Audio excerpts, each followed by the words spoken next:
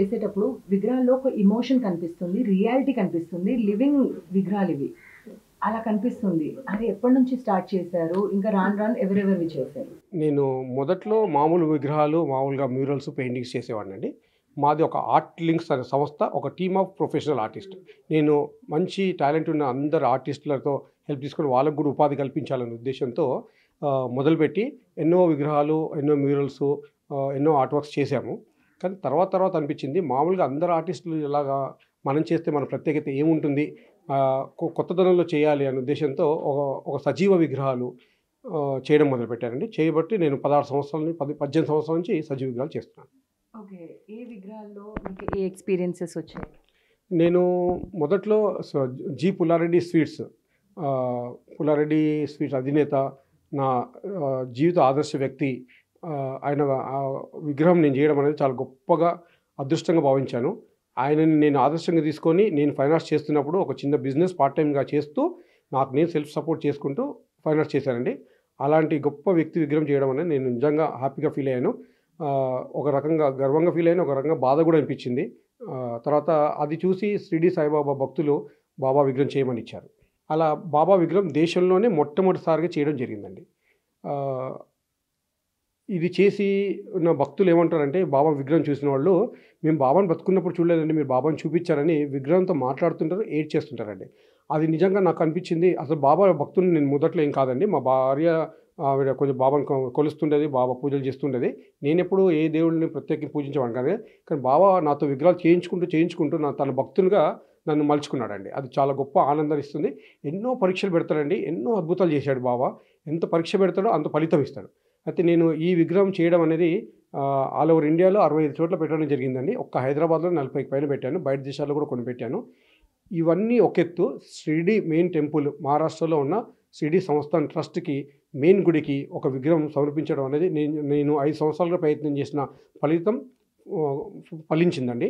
వాళ్ళు విగ్రహం తీసుకోవడమే చాలా గొప్ప అవకాశం. చాలా ఎక్స్ట్రార్డినరీ విగ్రహం ఉంటేనే వాళ్ళు తీసుకుంటారు. షిరిడి చైర్మన్ గారు అన్నారు, అక్కడ మేము పెట్టిన విగ్రహం పాలరాతి విగ్రహం, మామూలు విగ్రహం లాగుంటే మీరు నిజంగా బాబాని తీసుకొచ్చి పెట్టినట్టుగా ఉంది, బాబా వచ్చి కూర్చున్నట్టుందని చెప్పేసి ఆయన ఫోటో చూసిన వెంటనే అవకాశం ఇచ్చి, మేము ఒక ధ్యాన మందిరం కడుతున్నామండి, మెడిటేషన్ హాల్ అందులో పెట్టుకుంటామని చెప్పి ఉద్దేశంతో ఆయన యాక్సెప్ట్ చేయడం జరిగింది. ఒక విగ్రహం ఎప్పుడైతే ఇనాగ్రేషన్ చేస్తున్నారో, మొట్టమొదటి విగ్రహం తీసుకున్నారో, ఇంకా 2 విగ్రహాలు ఇస్తామని అడిగాడండి ఆయన. నోటు చేసి అడిగాడు. నేను ఆర్థికంగా ఉన్నోడిని కాదు. ఎందుకు సార్ అంటే, మేము ఇక్కడ క్యూ కాంప్లెక్స్ దర్శనం హాల్ ఒకటి కడుతున్నాం, అందులో పెట్టుకుంటాము అన్నారు. సరే సార్ నేను ఇస్తానని ఒప్పుకున్నాను. కానీ అద్భుతం చేసిందంటే, ఆ సంవత్సరం లోపలనే నేను డోనర్‌గా రాలేదండి. బాబాని ఇద్దరు దాతల్ని చూసుకున్నారు.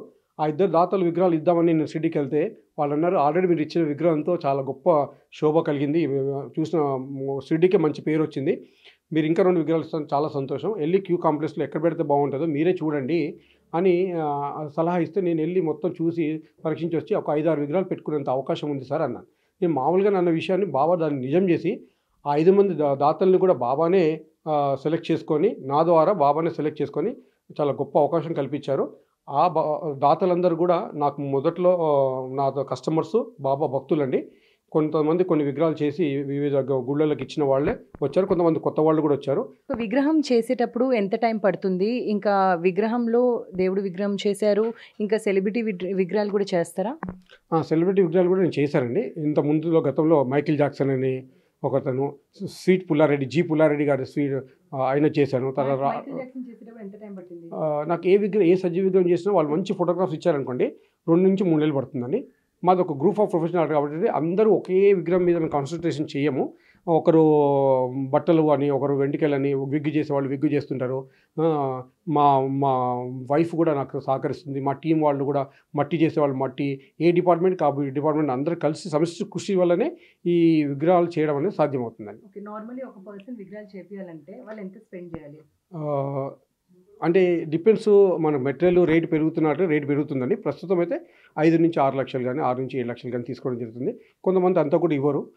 దేవుడి విగ్రహాలకైతే తగ్గించి చేస్తామండి. అది దేవుడి విగ్రహాలకి మరీ తగ్గించి చేస్తాం. ఒక గుడికి వెళ్తుందంటే బాబా సంకల్పము, బాబా ఆశీర్వాదం మాకు ఉండాలి అనే ఉద్దేశంతో నేను కమర్షియల్గా ఆలోచించానండి బాబా విషయంలో ముఖ్యంగా అయితే. కాబట్టి ఇన్ని చోట్ల బాబా పడ్డాడనమాట. ఎన్నో చోట్ల ఒక చోట చూసిన వాళ్ళు ఇంకో చోట తెప్పించుకుంటారు, ఇంకో చోట చూసిన వాళ్ళు ఇంకో, అలా బాబా వెళ్తూనే ఉన్నాడు. ఎక్కడి వరకు వెళ్తారో, ఎప్పుడు వెళ్తారో ఆయన ఇష్టం అది.